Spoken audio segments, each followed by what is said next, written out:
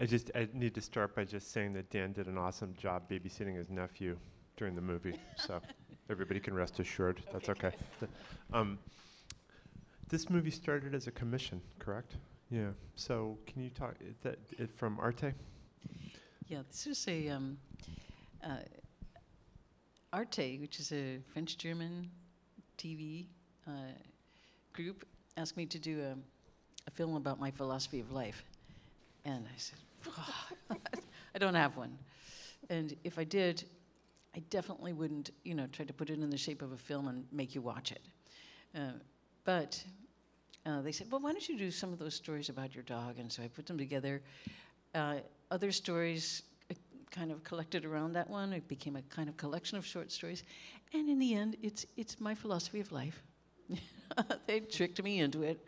Yeah, it was a very organic sort of process. Yeah, and the organic process, is a process of accumulation or of collage, seeing how things work against each other and then complement each other? Is that the way it works? It was a kind of map. It's of course a film about stories and how they get made, and what happens when you remember them, what happens when you forget them, what happens when somebody else tells you what your story is supposed to be. But also, before I want to talk a little bit more about that, but there were so many people here. Yes. Who were working on these stories with me, and I would just like you to just stand up, because this is a very homemade film, except that a lot of people came over to my house to make it with me. So would you please stand up, everybody from Canal Street, and all the editors who are here, and Sean, and a lot of the singers and musicians, and yeah. And editors, and people who shot it, and people who, yeah. Thank you so much. Thank you so much for working on this with me. It was really, it was a crazy kind of project also, because I started it and then I stopped it for a year.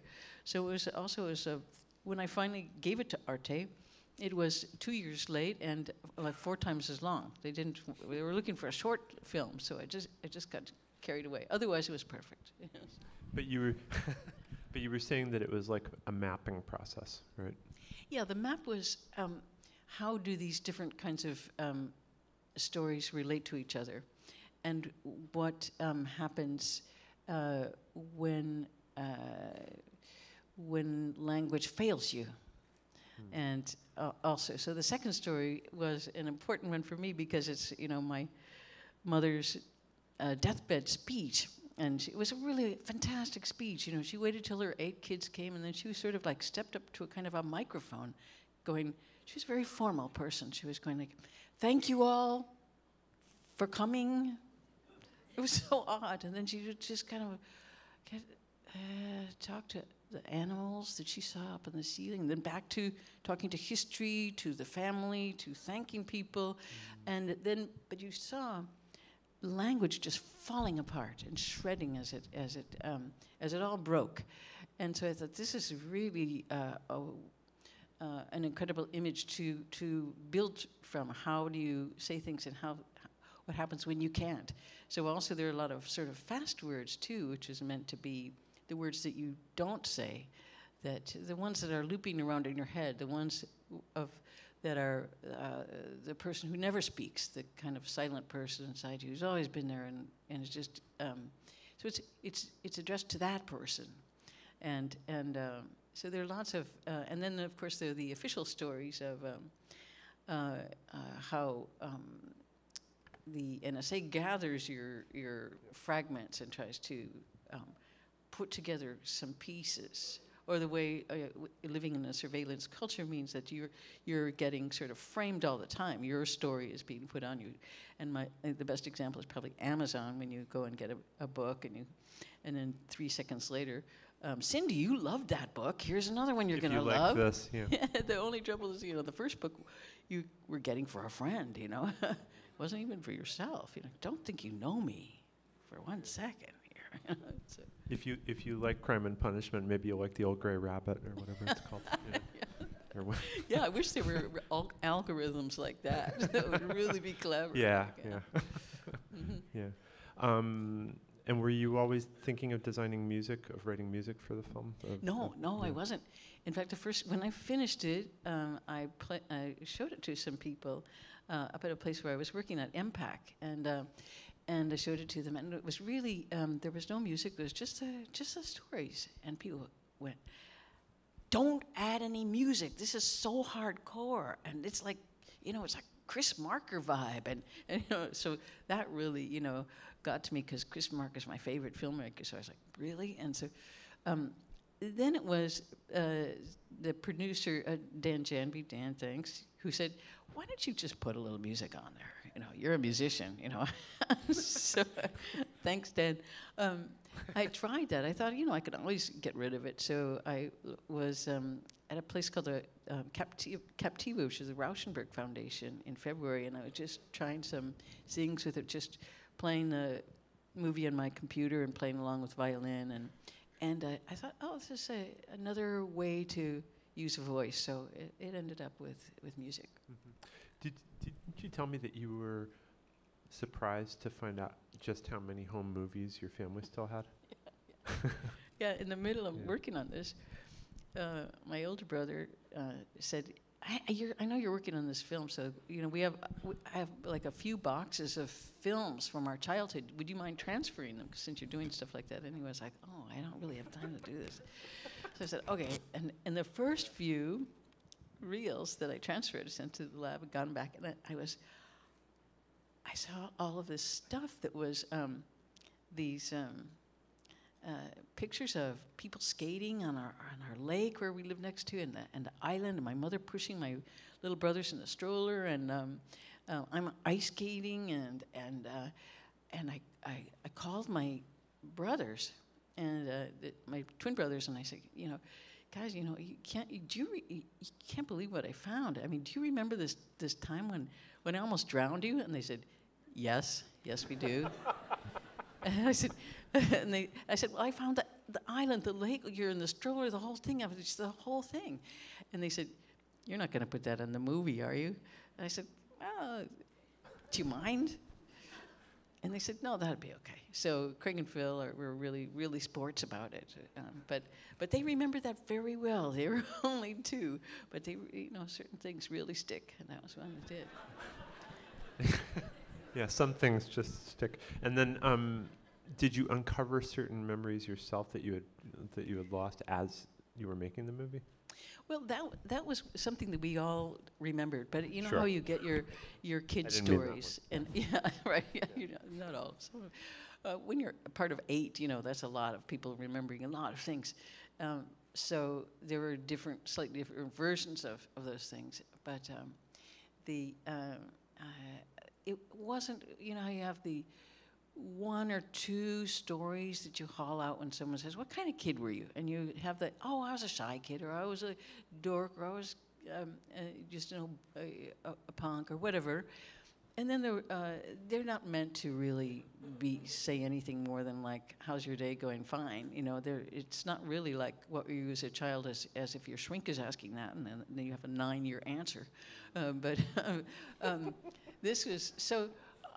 This was one of the stories. It was a sort of secondary story it wasn't one of the main ones. So it was really interesting to remember what it was like to be in that. But right in the middle of this film is a big book, Tibetan Book of the Dead, subtitle "Great Liberation Through Hearing." So hearing is how memory often is invoked in this film. So the story about the hospital was one of my kids' stories that I would haul out. Yeah, I broke my back when I was and I was like, I was making fun of the doctors and all of this stuff. And then when I was telling it at one point, then as I heard in the film, it was the hallucination of hearing and feeling like being back in that place. And so the language was just chopping away, and the sound was so overwhelming, and that became the way that I realized that I was remembering it through language and not really what it actually was.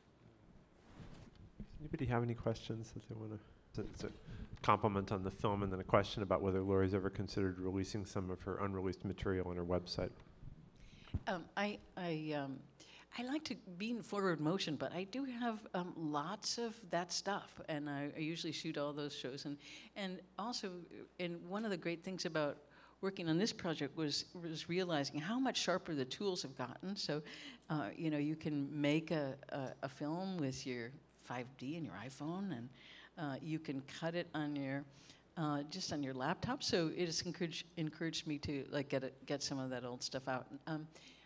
I probably won't do it myself, though. Yeah, just reliving it is maybe Or at least a bit not much. tonight. Not tonight. I'm Yeah, not sure you about know- tonight. Oh, yeah? Oh, okay. All right, yeah.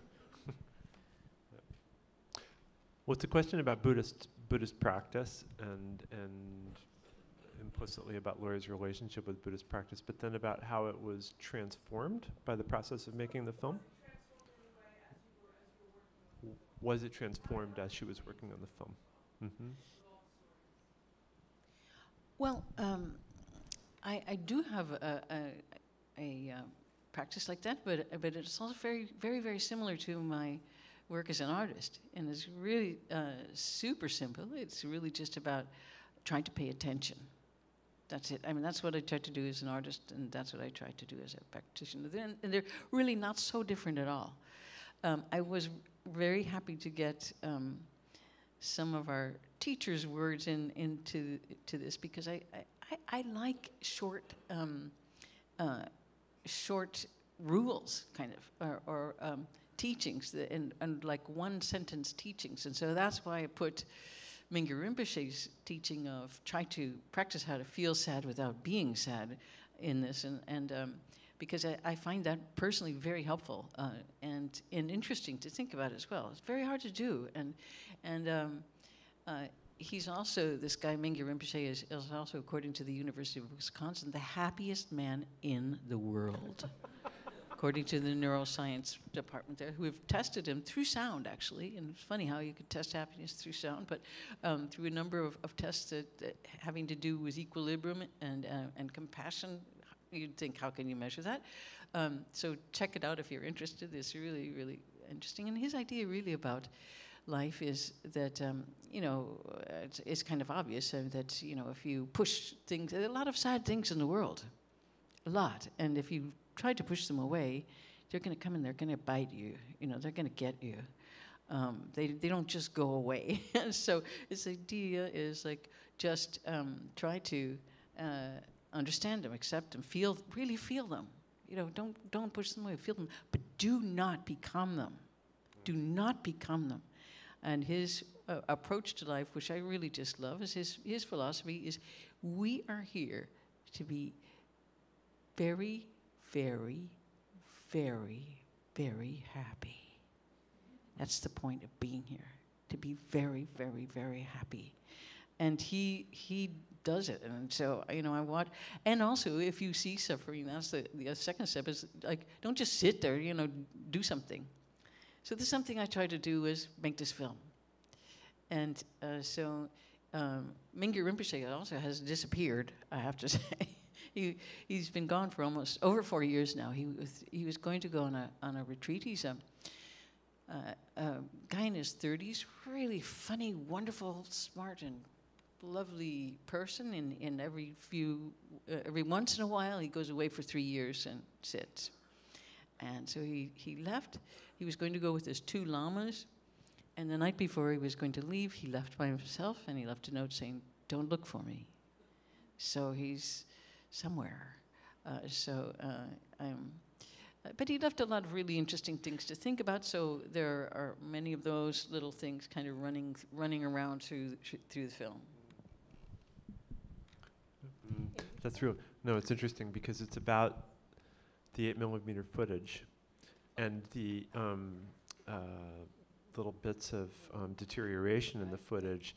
And when I first saw the film, I thought that it was an effect that was created, but in fact, it's the 8mm slowed down, just kind of frame by frame almost, right? Yeah, and so you're seeing actual deterioration, but it's very beautiful. Yeah, when film gets put away in drawers and gets moldy. It sticks together. It stretches. It heats. It expands and contracts. You see all the cuts, all the dust, all the stuff. And so all we did was slow it down. And it looks like, you know, the background of a Bruegel painting or something with all of these beautiful artifacts. But that's just glue and dust and heat that have. It's the emulsion kind of yeah. coming apart, right? Yeah, Cracking. it's all kind of coming apart. Yeah. And so some of those coming apart elements we used in other sections to just kind of put a sort of, I suppose, memory filter over things. Mm-hmm. Yeah. One more. If Moses was a true character, why did you include that? What was that about? These are all true characters. Mm-hmm. And I guess I wanted to put him in because it was a little bit about a person who lives in another world. And so since a lot of the other worlds that we live in are invoked in this film of memory and expectation and all of those things, that's why I also it seems to me one of the biggest changes in the world that a person like that could live in a town like that and still be, you know, he's just a guy who liked living in trees. He lived with his mother, and he liked living in trees and pretending he worked for the phone company, and probably these days he'd be institutionalized. But at that time, people thought, well, just he's fine living up there. He's not hurting anyone, and everyone complimented him on his work on their phone lines, and I just loved the sweetness of that image of this little town in Illinois where people just thought, hey, that guy lives in the trees, is fine, and it was so many time shifts in this film. But one of the reasons I loved the turning time around of which is Lou gets the last word in this film, is because it's about how to be in this absolute moment and not always kind of be looking back at with either regret or whatever, like, oh, that was so great back then, or it was so terrible, or thinking sometime in the future it's going to be so much better. So he just describes it as living, what it is to live in the present, and I found that he was a person who was able to do that, absolutely be in this room at that moment, without being anywhere else, and so I loved that as a last song. Thanks, Laurie. Thanks for coming. Thanks, everybody.